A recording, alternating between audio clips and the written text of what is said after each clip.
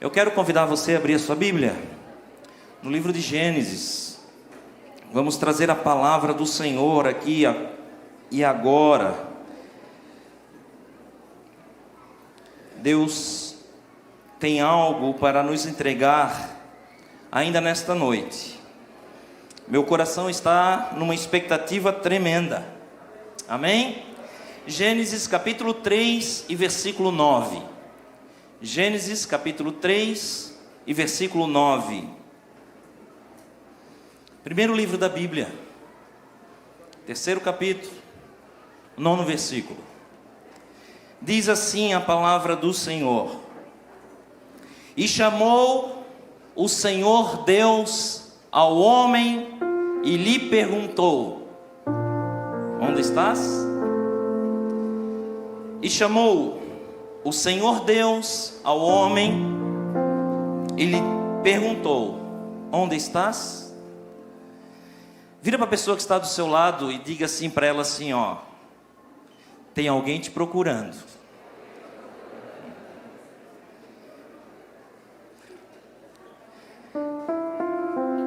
Seja um homem, uma mulher de Deus, e vamos passar essa palavra, esse recado aí de uma forma com mais autoridade espiritual. Diga aí para ele assim, ó: Deus está te procurando. Aleluias. Queridos, olha que coisa linda. Eu sempre digo isso, eu sempre disse isso na nossa igreja. Eu sempre falei essa frase: eu faço parte de um povo feliz. Amém? E eu estou muito feliz de estar aqui hoje. Estou muito feliz por nós estarmos aqui reunidos em família. Sabe, há poucos dias, meses, nós iniciamos aqui o ministério de Libras na nossa igreja. E hoje nós temos a honra de duas pessoas que estão nos visitando agora, que estão sendo assistidas por esse ministério. Elas estão aqui. Eu queria... Ô irmã intérprete, sobe aqui, por favor. Vamos aprender a receber os nossos visitantes com carinho, né? Vamos lá. Nos ensina aí como é que a gente faz aí para dar o bem-vindo aí para eles.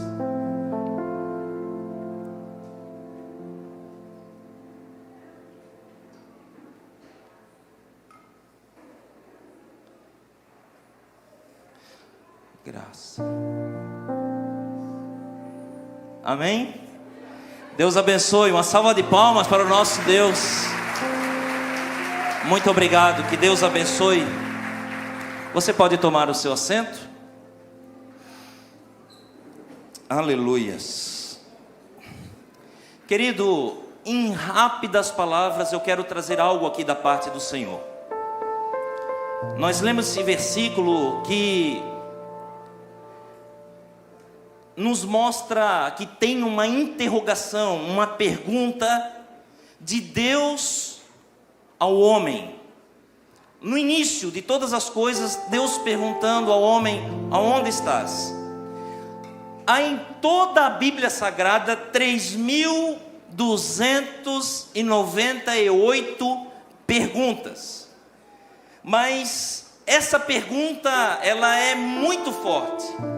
Essa pergunta, ela é muito direta. É a primeira interrogação que se encontra no Antigo Testamento. Já no início, quando Deus chama o homem e lhe pergunta: onde estás, homem? Deus está buscando o homem, não é porque Deus perdeu o controle, porque Deus não estava vendo o homem, não era por isso. Deus pergunta aonde está o homem, porque o homem tinha saído da sua comunhão. Porque Deus tinha um relacionamento. Deus fez o homem para que ele tivesse um relacionamento, uma amizade com ele. E de repente, um encontro marcado, Deus chega e não encontra o homem no lugar que Deus a tinha deixado.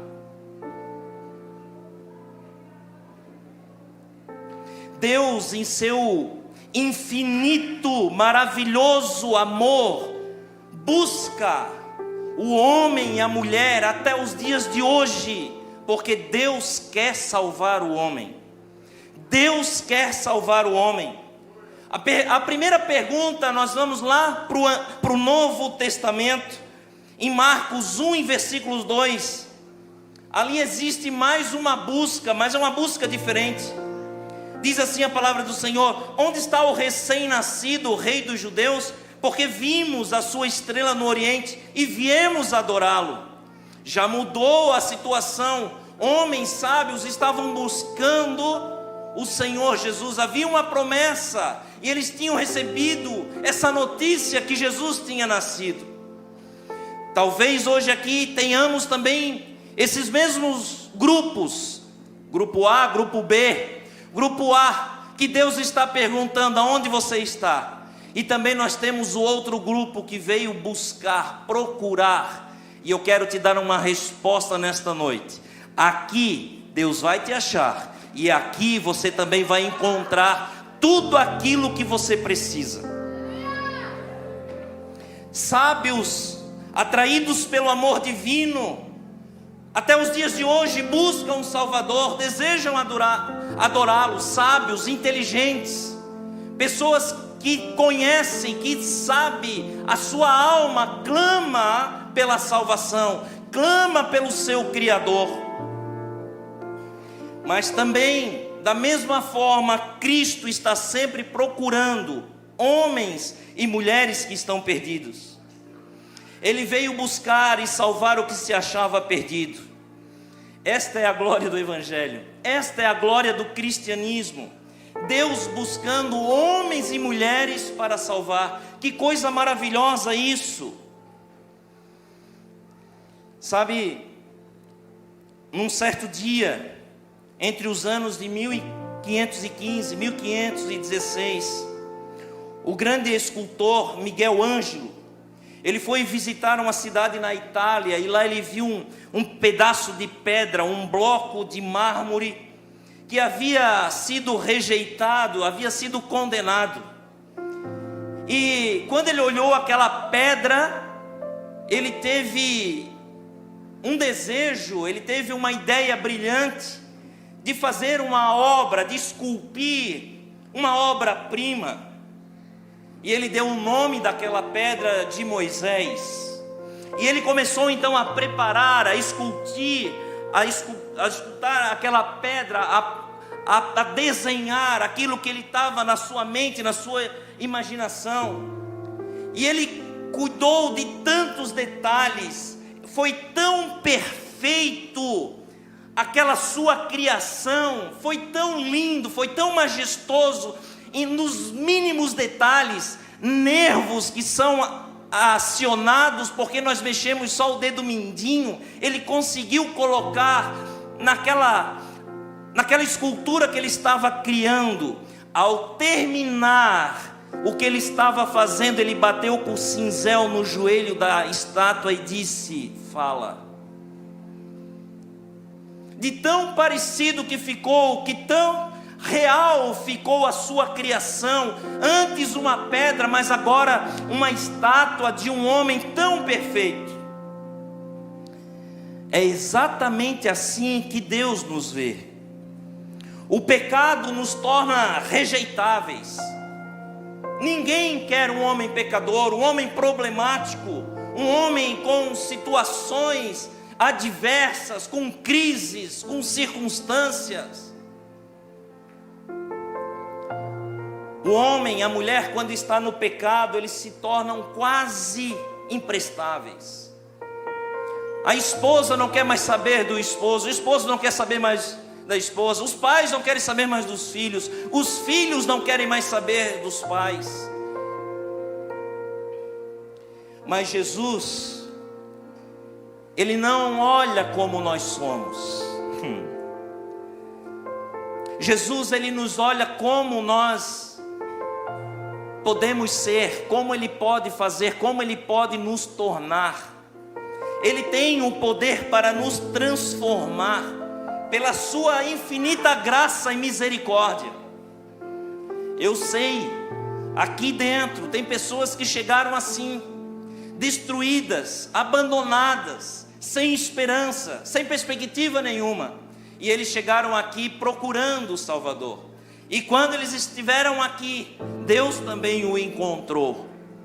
Deus encontrou pessoas que às vezes nem estão aqui, mas através de uma visita, através de uma mensagem, através da rede social da igreja, através de um irmão, através de uma oração, através de uma palavra, Deus encontrou essa pessoa. E Deus fez uma mudança. Deus está fazendo, Deus está trabalhando. Ao terminar o seu ministério aqui na terra, Jesus, ele deu um importante mandamento à igreja. E nós, como igreja, obedecemos. Esse mandamento está registrado em Marcos 16, que Jesus disse: vão pelo mundo todo e pregue o evangelho a todas as pessoas. Quem crer e for batizado será salvo, mas quem não crer será condenado. Estes sinais acompanharão os que crerem: em meu nome expulsarão demônios, falarão novas línguas, pegarão em serpentes, e se beberem algum veneno mortal, não lhes fará mal nenhum. Imporão as mãos sobre os doentes, e estes ficarão curados. Olha que coisa maravilhosa, olha o que Deus faz. Hoje nós temos aqui quase uma centena de pessoas que entenderam, que reconheceram Jesus Cristo como seu único e suficiente Salvador. Eles já fizeram isso, são testemunhos diversos. Ou uns tiveram sonhos e tiveram uma experiência com Deus. Antes de começar esse culto, eu ouvi o testemunho de uma jovem, que ela teve uma experiência na madrugada, que Deus falou com ela, ela tomou essa decisão. Outros foi na rua, outros foi num evangelismo, outros foram num abraço, tomaram essa decisão, foram de várias formas. Agora chegou o momento de publicamente confessar Jesus. Publicamente eles estão dizendo à igreja e ao mundo: eu sei em quem eu tenho crido, eu sei quem está no controle da minha vida. Hoje eu declaro morte para as coisas antigas. Eu não vou mais saber, eu não quero mais pecar. Agora eu quero viver para Jesus. Eu quero viver para Jesus. A igreja tem a grande tarefa de pregar o evangelho. Esse é o nosso dever, esse é o dever da igreja. Isso significa que cada cristão deve pregar a palavra do Senhor. Antes de nós iniciarmos esse culto, quando nós estávamos orando aqui, eu disse: olha, o resultado desse batismo não é do pastor da igreja. O resultado desse batismo não é do Ministério de Missões, não é do Fé Viva, não é do Ministério de Louvor, não é do diaconato, não é da recepção. Isso aqui é o resultado da igreja. A igreja trabalhando como um corpo. Todos nós aqui podemos celebrar que nós ganhamos essas pessoas para Jesus, que nós estamos caminhando juntos para o céu. Isso é uma alegria, devemos sim celebrar ao Senhor por isso. Temos o dever de contar as maravilhas, histórias das boas novas de Jesus. Aqueles que nunca ouviram falar de Jesus, nunca tiveram a experiência que nós temos. Sim, nós devemos ser os arautos de Jesus. O resumo do evangelho que eles devem pregar está no versículo 16, que nós acabamos aqui de ler: quem crer e for batizado será salvo, mas quem não crer será condenado.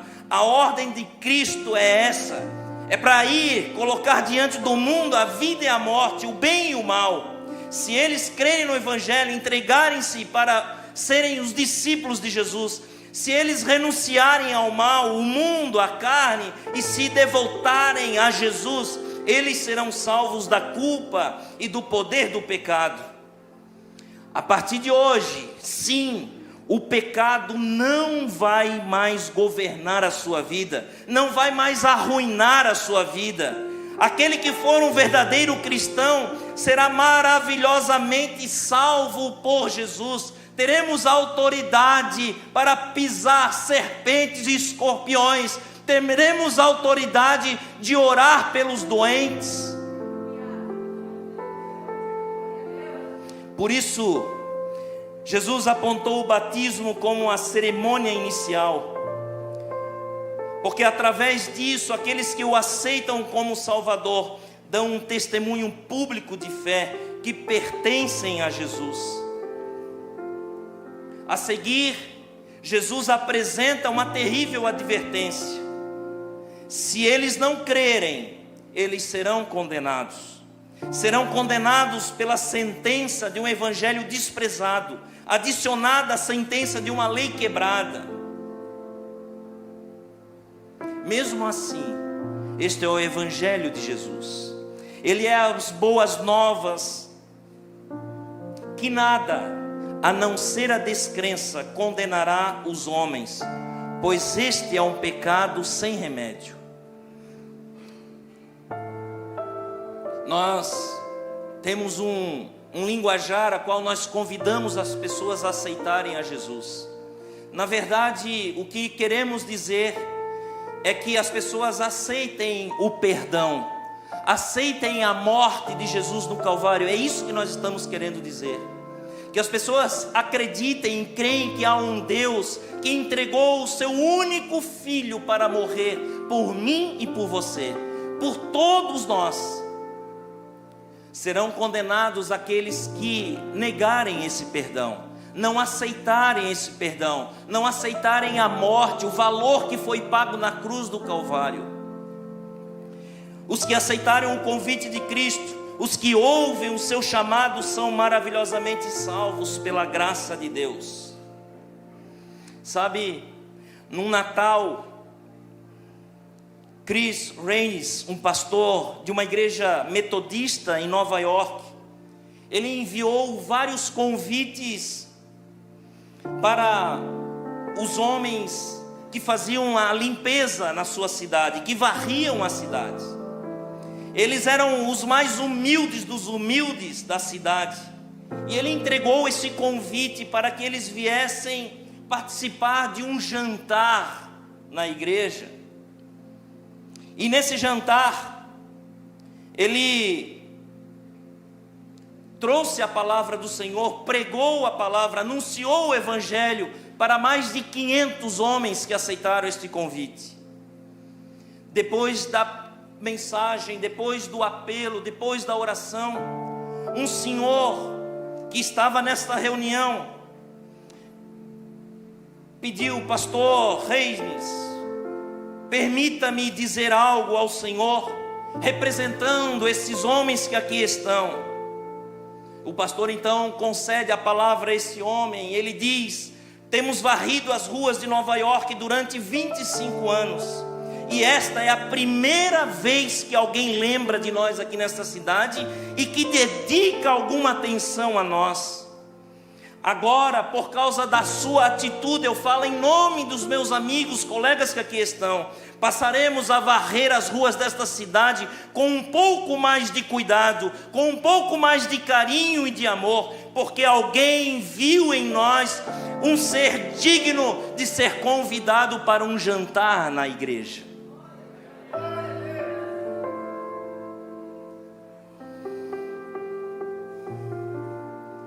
Querido irmão, querida irmã, você que está sendo, nesta noite, você que se decidiu pelo batismo, nesta noite maravilhosa, Deus viu em você alguém digno. Você que chegou aqui nesta noite, quem sabe perdendo as esperanças, a direção da sua vida, Deus viu você digno. Deus tem um propósito, Deus tem algo para realizar na sua vida. Pelo poder habilitador do Espírito Santo, eu quero nesta noite encorajar você a viver de maneira mais cuidadosa a partir de hoje. Quem sabe Deus te entregou uma família, quem sabe Deus te entregou um casamento, quem sabe Deus te entregou um homem, quem sabe Deus te criou uma mulher e te entregou uma mulher, quem sabe Deus te entregou filhos.